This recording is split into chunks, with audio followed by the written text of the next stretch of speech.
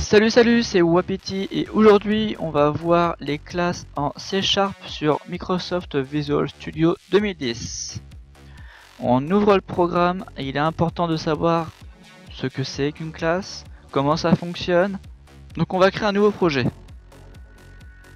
En console, on va faire simple. Sur le bureau c'est très bien, on va l'appeler tuto classe. Ok.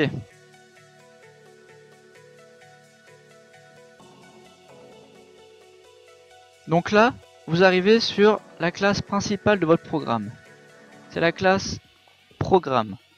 Elle contient la fonction main qui est la fonction d'entrée de votre programme. Donc nous, ce qui nous intéresse, c'est de créer des classes. Donc on va créer une classe.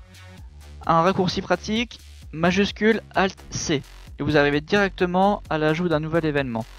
Ici, on modifie son nom. Donc on va l'appeler, je vous ai promis du coup, éléphant.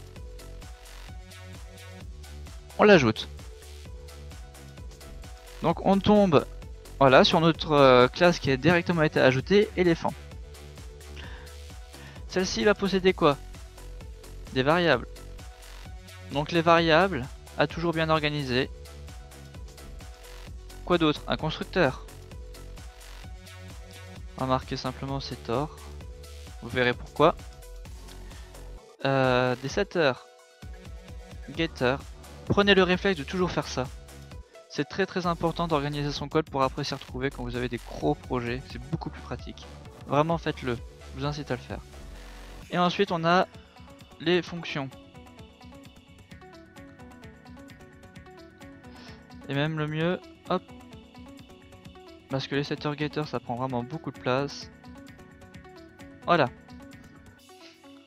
Donc dans nos variables, notre éléphant, qu'est-ce qu'il va posséder?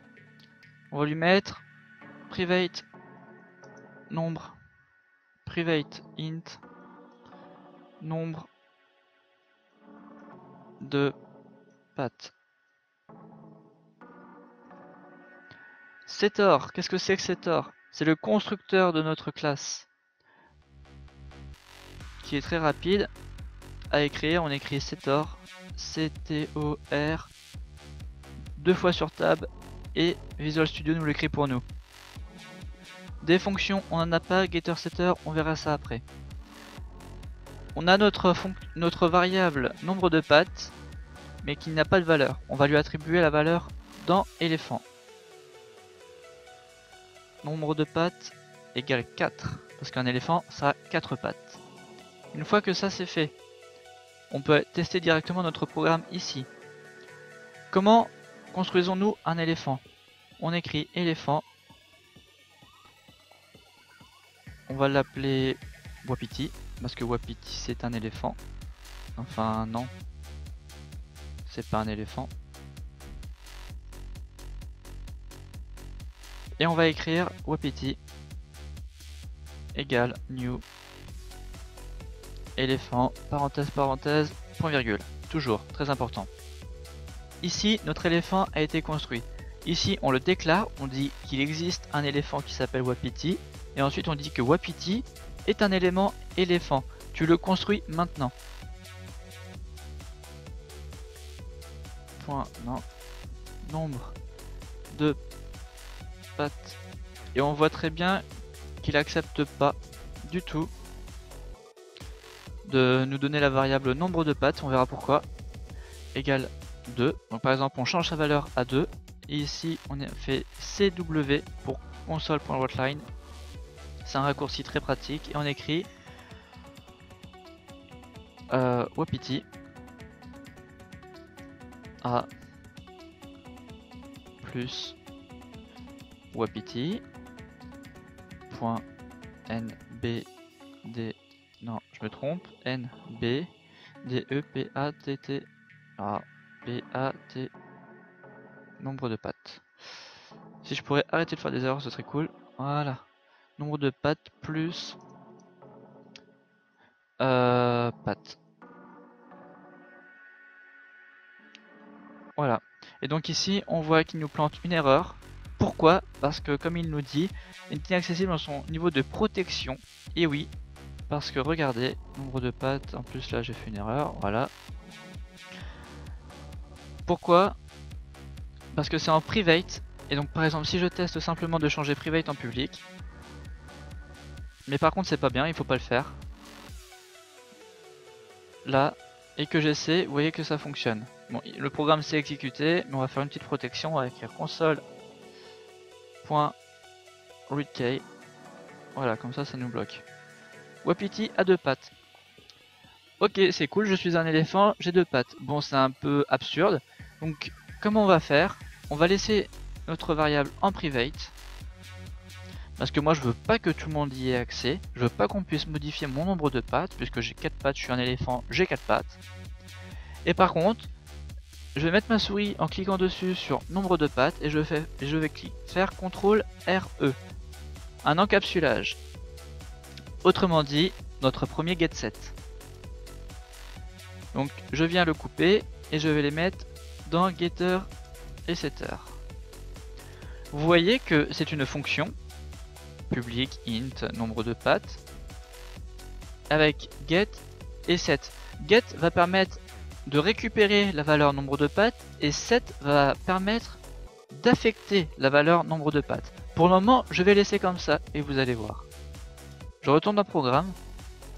Et ici, on voit que Visual Studio est assez intelligent. Il nous a changé directement nombre de pattes ici, qui faisait appel à la variable nombre de pattes, avec la majuscule pour le getter setter. Vous voyez, ici la majuscule, elle apparaît bien. Si je fais un test, magique, ça fonctionne toujours. Pourtant, ma variable est en private. Mais moi, je veux pas qu'il puisse me la setter. Donc, le set, ici, je supprime. Une fois qu'il est supprimé, vous voyez, j'ai une erreur, parce que je ne peux pas. Je le supprime aussi, puisque je n'ai pas à affecter une valeur à nombre de pattes. Et maintenant, ça marche très bien, je peux quand même la lire. Et si j'enlève le getter, on peut toujours essayer, on peut s'amuser. Faites des tests aussi chez vous, c'est très important. Voilà, il me plante une erreur, parce que il me dit que cette fonction-là ne permet pas de faire un setter, puisqu'il n'existe pas. Un getter, pardon. CTRL Z, voilà. Donc là, je vais remettre les deux.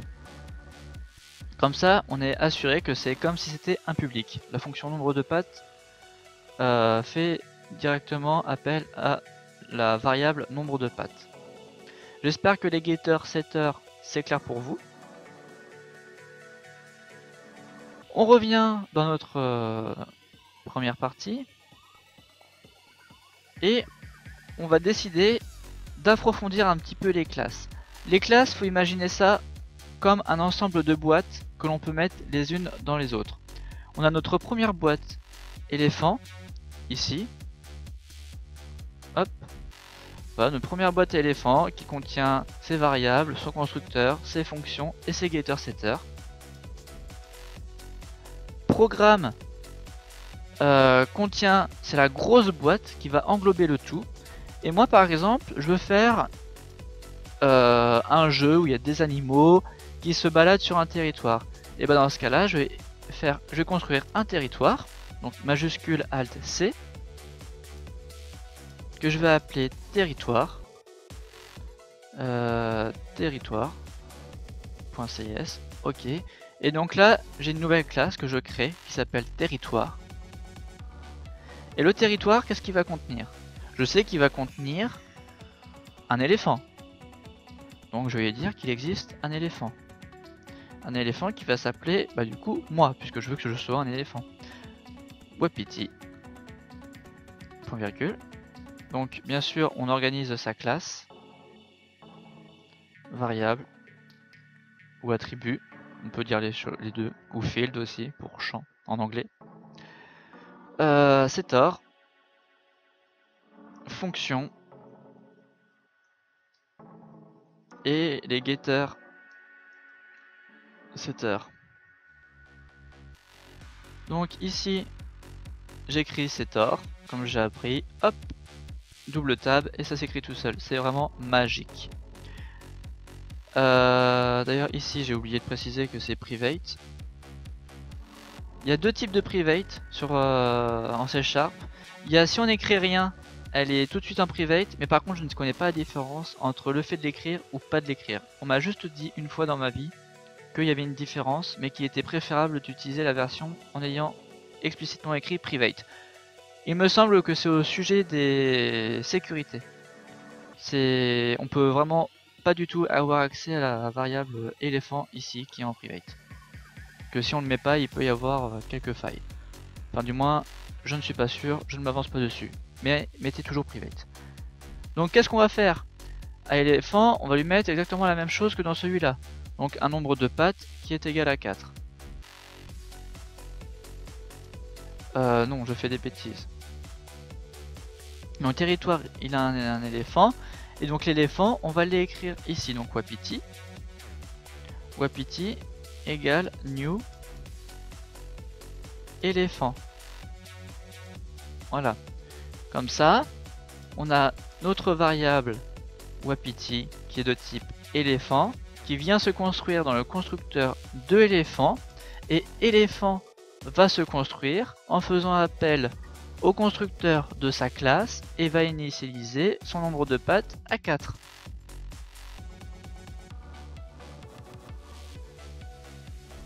Et vu que c'est une fonction private et que moi je veux y avoir accès, CTRL RE, j'encapsule ma variable et à partir d'ici, j'ai accès, hop,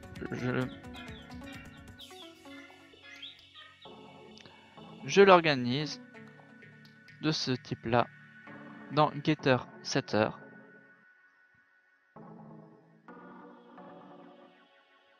Et comme ça, j'y ai accès partout. On peut faire un test dans Programme. Ici, donc l'éléphant, il a plus lieu d'être construit ici puisque j'ai un territoire. J'écris territoire. On va l'appeler terre. Terre égale new territoire. Console.writeline. Donc Wapiti c'est plus ce que c'est, mais par contre si je fais terre. Wapiti. Voilà. Hop, je supprime l'ancien. Point nombre de pattes. Là ça va fonctionner. On tente. Et voilà, Wapiti a 4 pattes. Donc là, ce qu'on a fait pour résumer, on a créé un territoire qui à l'intérieur, donc la boîte territoire, a à l'intérieur une autre boîte, la boîte éléphant, qui elle possède un nombre de pattes qui est de 4.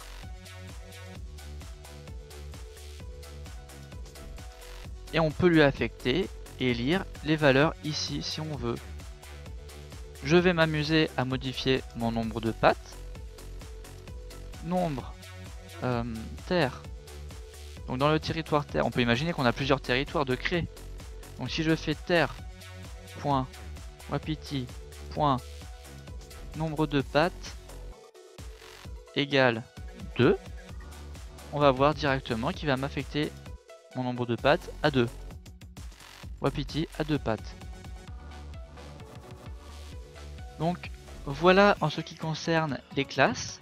J'espère que ça a été clair et pas trop confus pour vous. Au sujet des fonctions, on n'en a pas utilisé, mais c'est exactement le même principe. Admettons que notre fonction nombre de pattes soit une fonction, on aurait simplement fait ça avec à l'intérieur nos arguments, ou s'il n'y en a pas, on n'en met pas, et on aurait fait ça. Et là, on faisait appel à la fonction directement de l'éléphant dans le territoire terre qui s'appelle Wapiti. Voilà en ce qui concerne les classes. Si vous avez des questions, n'hésitez pas à me les poser, j'y répondrai avec plaisir. Et en attendant, je vous souhaite bon code, bon TP. Ciao ciao tout le monde, tchuss!